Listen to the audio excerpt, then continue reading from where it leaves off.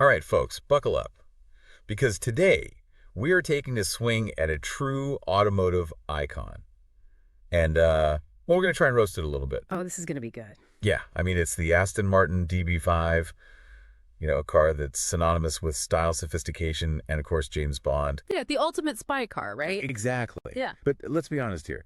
Does it really live up to the hype, or is it just a big old bucket of nostalgia? Well, let's find out, shall we? All right, so first off, let's talk about the design. This car is often hailed as a timeless classic, elegant curves and all that. Yeah, timeless classic. That's one way to put it. But honestly, looking at it now, it kind of reminds me of like a melted loaf of bread. A melted loaf of bread. Okay, I see where you're going with this. Yeah, it's got that kind of like droopy, rounded shape. You know what I mean? I mean, you're not wrong. It's definitely got a more rounded, softer design compared to the sharp angles and aggressive lines we see on sports cars today. Like the Ferraris and Lamborghinis. Yeah, exactly. Those things look like they were sculpted by the wind. Yeah, exactly. They cut through the air. This DB5, it looks like it's going to get stuck in a time warp. Well, it is from the 60s, so. Yeah, true. True. But hey, if you're dropping millions on a car, shouldn't it at least look like it can break the sound barrier? Okay, so let's talk about that price tag because honestly, it's enough to make your eyes water. Seriously, you could buy a small island for the price of a DB5. I mean, maybe not a whole island, but definitely a sizable chunk of one. Right. Or like a private jet, a yacht, a whole fleet of modern sports cars. You name it. It's true. You could build yourself a pretty impressive garage with that kind of cash. And get cars that are, actually fast and reliable. Well, now hold on. Let's be fair. To the DB5, it was a pretty impressive machine back in its day. Oh, yeah, back in the Stone Age. Okay, maybe not that far back, but you get the Funny. point. Technology's come a long way. Okay, fair enough. But you're telling me this Grand Tourer, as they called it, wouldn't get smoked by like a Toyota Camry? Probably, yeah. See my point? Yeah. I mean, let's not forget, it was packing a 4.0-liter engine, which was nothing to sneeze at back then. But nowadays, you've got family hatchbacks with turbochargers that can probably outperform it. Ouch.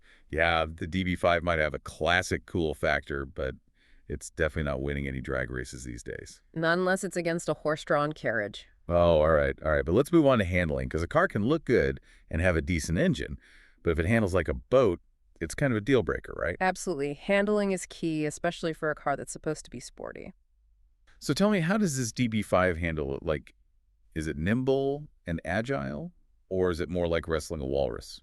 Well, let's just say it's not exactly known for its razor-sharp handling. What do you mean? Well, think about it for a minute. The car's pretty heavy for starters, and the suspension technology back then wasn't exactly what we'd consider cutting edge today. So is it like trying to steer a tank? Not quite a tank, but definitely not as responsive as a modern sports car with all its fancy electronic stability control and whatnot. So you're saying if I take this thing for a spin on some winding mountain roads, I'm going to be white-knuckling the steering wheel the whole way? Let's just say you'd probably want to take it easy on the corners. All right, noted.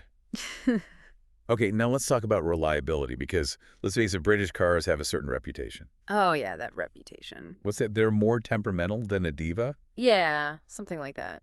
So spill the beans. What kind of gremlins are lurking under the hood of this DB5? Well, it's an older car, so there's always the chance of something going wrong.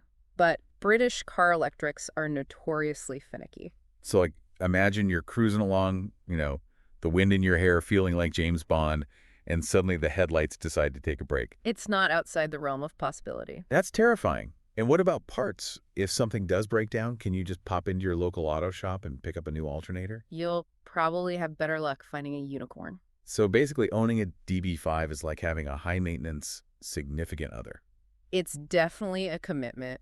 All right, so we've talked about design, price performance handling, and reliability. Now, let's get to the fun part. The gadgets. Oh, yeah, the gadgets. This is where the DB5 really shines, at least in the movies. Right, because who doesn't love a car with ejector seats and tire slashers and all that cool spy stuff? It's pure fantasy, but incredibly entertaining. But let's be real here. How practical are these gadgets in the real world? Not very. I mean, imagine you're stuck in rush hour traffic and you accidentally hit the ejector seat button. You'd probably end up landing in someone's sunroof. Or what if those tire slashers deploy while you're parked at the grocery store? Flat tires and a whole lot of explaining to do. Yeah, The gadgets are definitely more trouble than they're worth in real life. Plus, with modern technology, you don't really need oil slicks and smoke screens anymore. You've got GPS, navigation lane assist, all that good stuff. Yeah, technology has definitely caught up to and surpassed those old school spy gadgets. For sure, but they're still fun to think about. Oh, absolutely. But let's be honest here. Does driving a DB5 actually make you James Bond? I think it's more likely to get you mistaken for a classic car enthusiast. Yeah, or time traveler who got lost on the way to a vintage car show. It's a powerful dose of nostalgia, though, no doubt about that. Oh, yeah. But is it really cool or just a ridiculously expensive way to relive your childhood dreams? That's a question for each individual to answer, I guess. True, true. So there you have it, folks. We've poked and prodded and roasted this automotive legend. The DB5, a beautiful car with a storied past, but maybe best admired from afar. Maybe with a glass of something shaken, not stirred in hand. Exactly. Yeah. One last thought for you all. If you had unlimited funds, would you choose the DB5 or a car that, actually performs, handles, and starts every morning without a hitch? Something to ponder, isn't it? Absolutely. And on that note, we'll wrap up our deep dive into the Aston Martin DB5. Thanks for joining us, and until next time, happy driving. And stay away from those ejector seat buttons. Yeah, seriously.